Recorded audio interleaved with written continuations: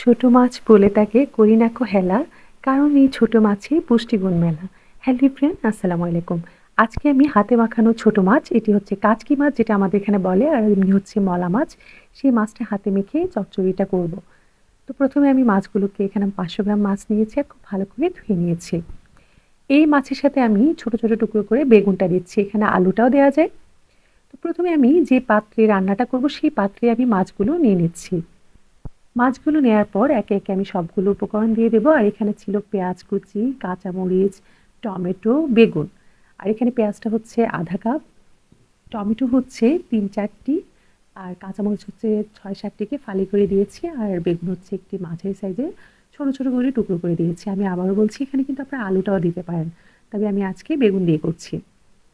তারপরে দিয়েছি 1 চা চামচ পরিমাণ রসুন বাটা। আর এখন এতে দিব গুঁড়ো মশলাগুলো। আর আমি এখানে গুঁড়ো মশলা হিসেবে ব্যবহার করেছি প্রাণের গুঁড়ো মশলা, কারণ প্রাণের গুঁড়ো মশলাগুলো কিন্তু অনেক ভালো হয়, আপনার রান্নার টেস্টটাও কিন্তু অনেক গুণ বেড়ে যায় আর হচ্ছে স্বাস্থ্যসম্মত। এই জন্য আমি সবসময় প্রাণের মশলাটাই ব্যবহার করি। আর এখানে প্রথমে আমি 1 চা চামচ পরিমাণ হলুদের গুঁড়ো দিয়েছি আর 2 চা চামচ পরিমাণ মরিচের গুঁড়ো দিয়েছি। তারপরে দিয়েছি আধা চা চামচ পরিমাণ ধনে গুঁড়ো আর 1 চা চামচ পরিমাণ জিরা গুঁড়ো। গুঁড়ো মশলাটা দেওয়া হয়ে গেলে এখন আমি দিয়েছি লবণ। আর এখানে আমার 1.5 চা চামচের মতো লবণ লেগেছে, আপনারা আপনাদের স্বাদ অনুযায়ী বাড়িয়ে কমিয়ে দিতে পারেন। লবণটা দেওয়া হয়ে গেলে এই পর্যায়ে আমি এখন দিয়েছি তেল। আর এখানে আমি সরিষার তেলটাই ব্যবহার করেছি। আর এখানে আমি 1/4 কাপ পরিমাণ সরিষার তেল দিয়ে দিচ্ছি। দিয়ে এবার খুব ভালো করে কিন্তু মিশিয়ে নেওয়ার পালা। খুব ভালো করে মেখে নিতে হবে। আসলে এই রান্নাটা হাতে মেখে যখন করা হয় খেতে কিন্তু দারুণ লাগে। আর এই মাখাটা কিন্তু খুব ভালোভাবেই করতে হবে, যাতে মশলাটা খুব ভালো করে মাছের সাথে লেগে যায়। ভালো করে মাখিয়ে নেওয়ার পর এ পর্যায়ে আমি কিছু ধনেপাতা দিচ্ছি।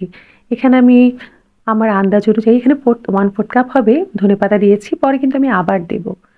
এখন ধনেপাতাটা দিয়ে আবার খুব ভালো করে মেখে নিচ্ছি। মেখে নেওয়ার পর এবার একটু হাত ধোয়া পানি দিয়ে দিচ্ছি। আর এই হাত ধোয়া পানি দিয়ে কিন্তু আমার মশলাটা কষানো হয়ে যাবে, মাছটা কষানো হয়ে যাবে। তো এই পর্যায়ে আমি হাত ধুয়ে একটু পানি দিয়েছি। পানিটা দেওয়ার পর আমি এবার একটি ঢাকনা দিয়ে ঢেকে দিচ্ছি।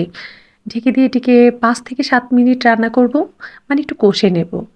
তো আমি এই পর্যায়ে ঢাকনাটা উঠিয়ে একটু আলতো হাতে নেড়ে দিচ্ছি আর দেখছি মাছটা কতটুকু কষানো হয়েছে। তো মাছটা নাড়তে কিন্তু হবে খুব সাবধানে, খুব জোরে সোরে কিন্তু নাড়া যাবে না, তাহলে কিন্তু ভেঙে যাবে। আলতো হাতে আমি একটু নেড়ে দিচ্ছি, নেড়ে দিয়ে আবার ঢাকনা দিয়ে ঢেকে দিচ্ছি।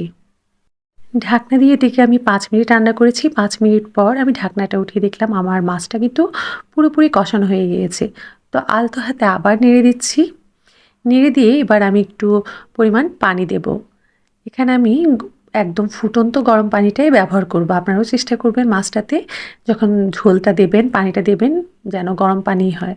তো আমি এখানে 1.5 কাপ পরিমাণ পানি দিয়ে দিচ্ছি। আর এই পানিতে কিন্তু আমার রান্নাটা কমপ্লিট হবে। পানিটা দিয়ে কড়াইয়ের দুপাশটা ধরে আলতো হাতে একটু নেড়ে দেব। আপনারা ভিডিওতে দেখতে পাচ্ছেন আমি কিভাবে নেড়ে দিচ্ছি। নেড়ে দেওয়ার পর এবার ঢাকনা দিয়ে আমি ঢেকে দেব। আর ঢেকে দেওয়ার পর এটি কিন্তু 7-8 মিনিটই রান্না হবে, কারণ এই মাছটা হতে কিন্তু বেশি সময় লাগে না।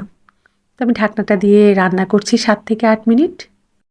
7-8 মিনিট পর আমি ঢাকনাটা উঠিয়ে দেখলাম আমার মাছটা কিন্তু হয়ে এসেছে।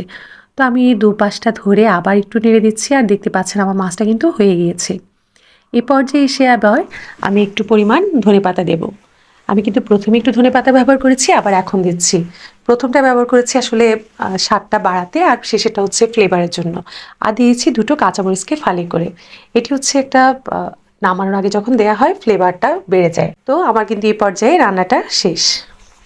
আর এভাবেই হয়ে গেল কাচকি মাছ বা মলা মাছের চচ্চড়ি। আশা করি রেসিপিটি ভালো লেগেছে। আর ভালো লাগলে লাইক কমেন্ট করে পাশে থাকবেন। আর সবাই ভালো থাকবেন। আল্লাহ হাফেজ।